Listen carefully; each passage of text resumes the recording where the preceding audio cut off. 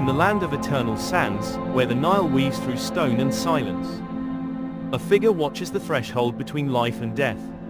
Half man, half jackal, silent, unyielding, the guardian of graves, the protector of souls, Anubis.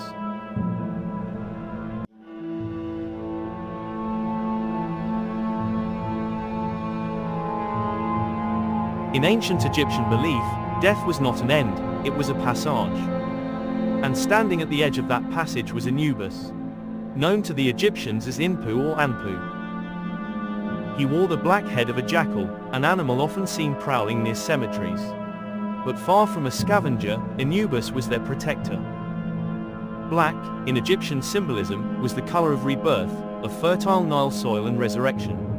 Anubis was not a god of destruction, but of preservation. He watched over the dead, guarded their tombs, and guided their souls.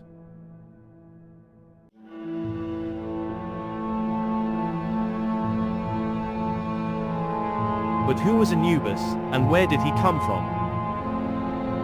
In some versions, he is the son of Nephthys, goddess of twilight and decay, and her secret lover, Osiris, lord of the dead. Fearing the wrath of her husband Set, Nephthys abandoned the infant in the desert. But the child was not left to die. He was discovered and raised by none other than Isis, Osiris' devoted wife.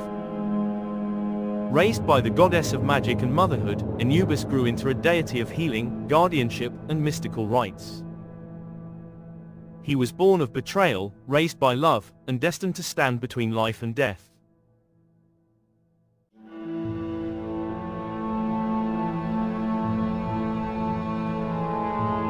The turning point in Anubis' myth comes with the tragic death of Osiris. Murdered by Set, dismembered into 14 pieces, and scattered across the land.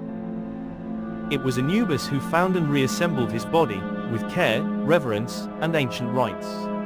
He wrapped Osiris in linen, anointed him with sacred oils, performed the first mummification. In doing so, Anubis not only resurrected Osiris in the afterlife, he created the rituals that all Egyptians would follow for eternity. He became the first embalmer, the guardian of the sacred craft of preserving the soul.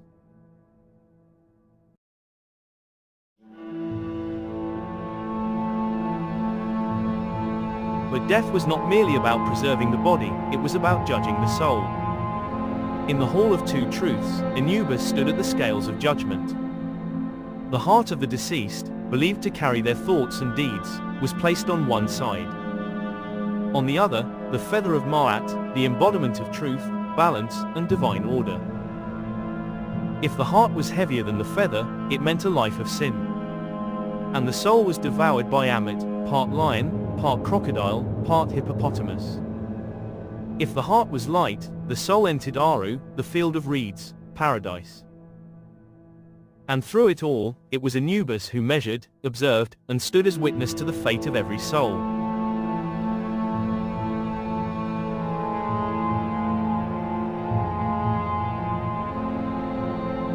Temples were rarely built solely for Anubis, for his true temple was the tomb. He was honored in funerary rites, in sacred texts, and in the hearts of those preparing for death. Priests would wear jackal-headed masks during embalming ceremonies, becoming extensions of Anubis himself. Even the great pharaohs placed statues of Anubis near their coffins, to guard them, not only from thieves, but from spiritual corruption.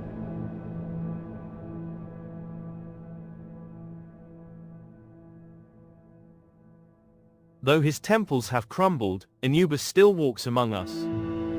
In modern imagination, he appears as a figure of darkness, a god of fear and finality. But the Egyptians saw him differently, as a protector, a guardian, a being of deep compassion. He did not bring death, he made death sacred.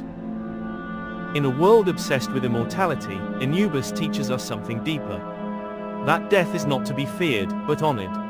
That every soul deserves guidance, and that beyond the tomb, there is peace.